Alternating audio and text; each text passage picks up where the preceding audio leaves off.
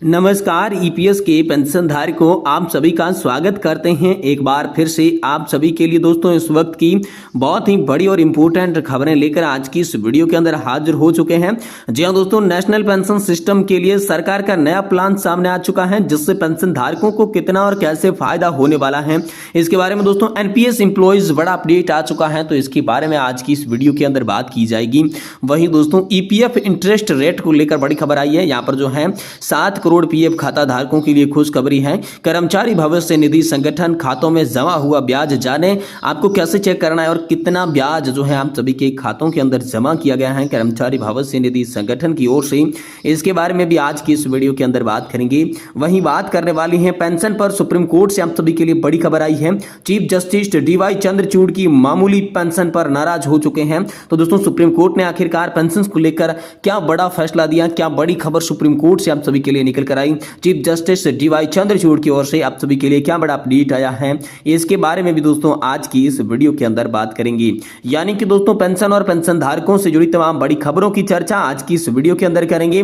वहीं हम बात करने वाले हैं आप सभी के लिए जो 3% महंगाई भत्ता अभी आप सभी के लिए बड़ा है, बड़ी खुशखबरी आप सभी को मिली है। इसके बाद दोस्तों आप सभी को कितनी पेंशन मिलेगी और दोस्तों आप सभी की पेंशन के अंदर कितनी बढ़ोतरी होगी, कब से ये लागू होने वाली है, इसके बारे में भी संपूर्ण रूप से जानकारी आप सभी को दी जाएगी। इसलिए आप सभी पेंशन धारकों से निवेदन करते हैं कि दोस्तों आज की इस वीडियो को आप लास्ट तक देखिएगा। साथ ही अगर हमारे चैनल पर आप पहली बार विजिट कर रहे हैं, हमारी वीडियो को आप पहली बार देख रहे हैं, तो दोस्तों हमारे वीडियो को लाइक करने के साथ साथ चैनल को भी सब्सक्राइब जरूर कर लीजिएगा।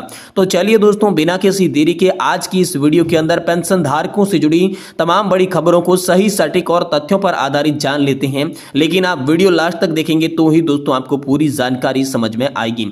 तो चलिए सबसे पहले बड़ी खबर की बात करते हैं। दोस्तों पेंशन पर सुप्रीम कोर्ट से आप सभी के लिए बड़ी खबर आई है। चीफ जस्टिस डीवाई चंद्रचूड़ भी मामूली पेंशन पर नाराज नजर आ रही हैं। तो आखिरकार कैसे चीफ जस्टिस नजर आ रहे हैं नाराज और सुप्रीम कोर्ट से आप सभी के लिए क्या बड़ी कार्रवाई, चलिए जानते हैं। देखिए दोस्तों पेंशन को लेकर सुप्रीम कोर्ट से बड़ी खबर आ रही है। कर्मचारी पेंशन योजना 1995 को लेकर देश भर में आवाज उठ रही है। वहीं सुप्रीम कोर्ट से ताजा मामला सामने आया। चीफ जस्टिस डीवाई चंद्रचूड़ ने पेंशन पर एक ऐसी टिप्पणी कर दी है जिसको लेकर अब काफी उम्मीदें पेंशन धारकों की बढ़ गई है। पेंशन भोगी गौतम चक्रवर्ती ने कहा कि भारत के मुख्य न्यायाधीश डीवाई चंद्रचूड़ ने जिला न्यायाधीशों को दी जाने वाली पेंशन की मामूली राशि पर गंभीर चिंता व्यक्त की है, जो कि उच्च न्यायालय की बेंच की पदोन्नति होकर सेवानिवृत्त हुए। उनकी पेंशन 6,000 रुपए से 25,000 रुपए के बीच में है। पेंशनर्स ने कहा है कि निजी स्कूलों के शिक्षक की कौन परवाह करेगा, जिन्हें मामूली वेतन पर काम करना पड़ता है। दूसरी ओर बीच में न्यायाधीश बनाए गए हैं जिनमें जीवन के अंत तक 1,000 रुपए की मामूली ईपीएस पेंशन दी गई है। वास्तव में हमारे सभी भाइयों ईपीएस 90 पेंशन भोगियों के समाज और राष्ट्र के लिए बहुमूल्य सेवा की है। सीजीआई या सर का क्या यह कृपया हमारी मामला भी आगे बढ़ाया जाएगा, क्योंकि हम केवल 7,500 प्लस डीए के साथ चिकित्सा देखभाल की मांग करते हैं। क्या हम शिक्षक अपने जीवन के अंत में अपने गुरु दीक्षिणा की उम्मीद कर सकते हैं? आप बता दें कि ईपीएस 90 पेंशन धारकों को लेकर देश भर में बवाल मचा हुआ है। यहाँ पर जो है न्यूनतम पेंशन 1,000 रुपए है, जिसको 7,500 रुपए करने की मांग की जा रही है। इस आवाज को कर्मचारी संगठन और यहाँ पर प्रधानमंत्री नरेंद्र मोदी, श्रम मंत्री मनसुख मांडविया, वित्त मंत्री निर्मला सीतारमण तक यह आवाज जो है वो उठाई जा सकी है। लेकिन अब उम्मीद नजर आ रही है सुप्रीम कोर्ट से, क्योंकि सुप्रीम कोर्ट ने पेंशन के मुद्दे को एक बार फिर से खोलना शुरू कर दिया है। हालांकि ईपीएस पेंशन धारकों की बात नहीं करके न्यायाधीशों की बात की गई है, लेकिन इसी से उम्मीद नजर आ रही है कि अगर न्यायाधीशों की पेंशन की बात हो सकती है तो ईपीएस 90 पेंशन धारकों के पेंशन की भी बात होगी। इसीलिए लगातार पेंशन धारक जो हैं सुप्रीम कोर्ट की ओर से टकटकी लगाए देख रहे हैं, उम्मीद की निगाहों से सुप्रीम कोर्ट की ओर से देख रहे हैं। वहीं दोस्तों अगली बड़ी खबर की बात करें तो आप सभी के लिए महत्वपूर्ण खबर लेकर हाजिर हुए हैं। जी हां दोस्तों, ईपीएफ इंटरेस्ट रेट को लेकर बड़ा अपडेट आया है। 7 करोड़ पीएफ खाता धारकों के लिए खुशखबरी बताई जा रही है। कर्मचारी भविष्य निधि संगठन खातों में जमा हुआ ब्याज। जी हां दोस्तों, केंद्र सरकार ने ईपीएफओ खातों में 8.25% ब्याज जमा करना शुरू कर दिया है। सभी खाता धारकों को जल्द ही ब्याज की राशि मिलेगी। हालांकि सभी पीएफ खाता धारकों में यहाँ पर ब्याज की राशि अभी तक पूरी तरीके से ट्रांसफर नहीं की गई गई है, लेकिन प्रक्रिया प्रगति पर है। इस फैसले का लाभ देश भर के करोड़ों नौकरी पेशा लोगों को मिलेगा जिनकी सैलरी से पीएफ कटता है। सरकार ने फरवरी 2023 में 8.25% ब्याज दर की घोषणा की थी, जिससे केंद्रीय न्यासी बोर्ड की सिफारिशें और वित्त मंत्रालय की मंजूरी के बाद लागू किया गया था। ईपीएफओ ने अब तक 23 लाख से अधिक दावों पर निपटारा कर लिया है, 9,260 करोड़ रुपए की राशि वितरित की है। इस ब्याज दर की गणना ईपीएफओ के लोन और इक्विटी निवेश की आय प्राप्त के आधार पर की गई है। हालांकि अभी तक ब्याज की राशि जमा करने की प्रक्रिया पूरी तरीके से समाप्त नहीं हुई है, लेकिन ईपीएफओ ने आश्वासन दिया है कि जल्द ये काम पूरा कर लिया जाएगा। दोस्तों, यहां पर पेंशन मामले की सिफारिशें लागू नहीं करने पर सुप्रीम कोर्ट ने यह सख्त आदेश दिया है। मुख्य सचिवों की पेंशन को लेकर बड़ा आदेश आया है। अपने निर्देशों का पालन नहीं करने पर सख्त रूप से अपनाते हुए सुप्रीम कोर्ट ने गुरुवार को 18 राज्यों और केंद्र शासित प्रदेशों की प्रमुख सचिवों को व्यक्तिगत रूप से पेश होने को कहा है। शीर्ष अदालत ने उनमें यह बताया कि कहा कि जिन्होंने न्यायाधीश अधिकारियों की पेंशन बकाया है, सेवानिवृत्त लाभों के भुगतान व दूसरे एनएसए के सिफारिशों को लागू नहीं किया गया है। तो प्रधान न्यायाधीश डीवाई चंद्रचूड़ ने कहा कि मैं देख सकता हूं कि कोई ठोस अनुपालन नहीं हुआ है। उन्होंने व्यक्तिगत रूप से हमारे सामने पेश होना पड़ेगा। हम ये गैर खिलाफ जमानती वारंट जारी करते हैं। यहाँ पर जब मामले की सुनवाई कर रही पीठ ने अन्य न्यायाधीशों में जस्टिस जेबी पारडीवाला और मनोज मिश्रा शामिल थी। तमिलनाडु, मध्य प्रदेश, आंध्र प्रदेश, बंगाल, छत्तीसगढ़, दिल्ली, असम, नागालैंड, मेघालय, हिमाचल प्रदेश, जम्मू एंड कश्मीर, लद्दाख, झारखंड, केरल, बिहार, गोवा, हरियाणा और ओडिशा के शीर्ष नौकरशाहों में सुनवाई की अगली तारीख पर 27 अगस्त को व्यक्तिगत रूप से सुप्रीम कोर्ट में पेश होने के लिए कहा दिया गया है।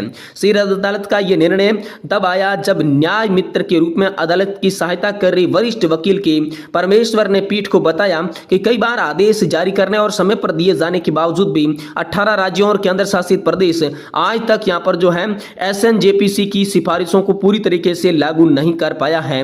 तो इसको लेकर डीवाई चंद्रचूड़ ने पर्सनली तौर पर पेश होने के लिए 18 राज्यों और केंद्र शासित प्रदेशों की मुख्य सचिवों को बुला लिया है सुप्रीम कोर्ट के अंदर। वहीं दोस्तों, अगली बड़ी खबर की बात करें तो ईपीएस 95 पेंशन में यहां पर आप सभी के लिए employees pension scheme national pension system को लेकर बड़ी खबर आई है। एनपीएस के लिए सरकार का नया प्रस्ताव सामने आया है। तो इससे आप सभी को क्या क्या फायदा होगा, कितनी पेंशन आपकी बढ़कर मिलेगी, क्या आप सभी को लाभ होने वाला है, चलिए इसके बारे में जानते हैं। देखिए, यहां पर सरकार ने नेशनल पेंशन स्कीम के तहत केंद्रीय सरकारी कर्मचारियों के लिए पेंशन लाभों में महत्वपूर्ण सुधार की पेशकश की है।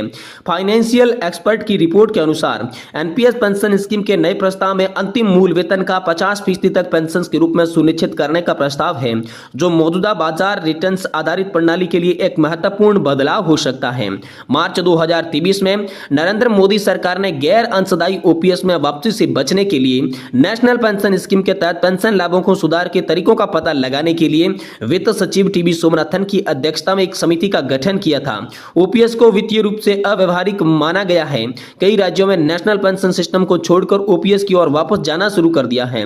समिति को कार्य के लिए कोई समय सीमा नहीं दी गई थी और इसे वित्त मंत्रालय व्यय विभाग ने विशेष रूप से सचिव राधा चौहान, एन मैथ्यूज और पेंशन फंड नियामक और विकास प्राधिकरण की अध्यक्ष दीपक मोहंती भी शामिल थी।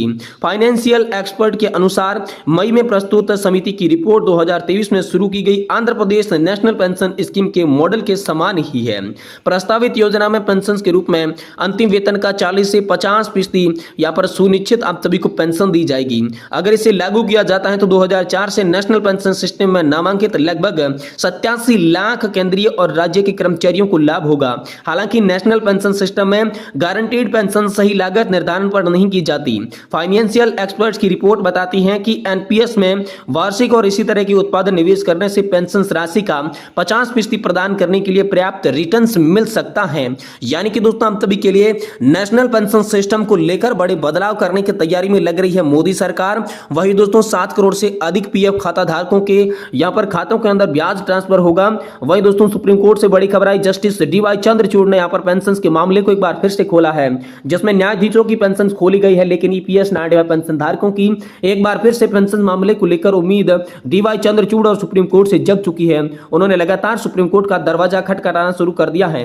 अब देखना होगा कि आने वाले समय में पेंशन धारकों के लिए क्या बड़ी खबरें निकल कर आई है। तो दोस्तों, इसी चैनल के माध्यम से आपको देने की कोशिश करेंगे, इसलिए निवेदन करते हैं कि दोस्तों चैनल को आप सब्सक्राइब जरूर कर दें और वीडियो को लाइक जरूर करें।